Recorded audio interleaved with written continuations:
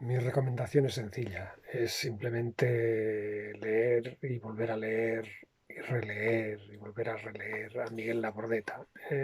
Yo creo que no lo hemos leído suficiente, no lo conocemos suficiente y más los aragoneses.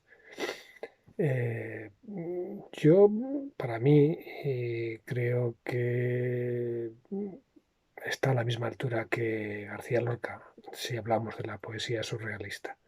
Eh, y este volumen que os he enseñado y que recomiendo vivamente es el que publicaron los profesores Antonio Pérez Las Heras y Alfredo Saldaña. Creo que valdría la pena, si no lo tenéis, acercaros a cualquier biblioteca donde lo tengan y echarle un vistazo. Gracias.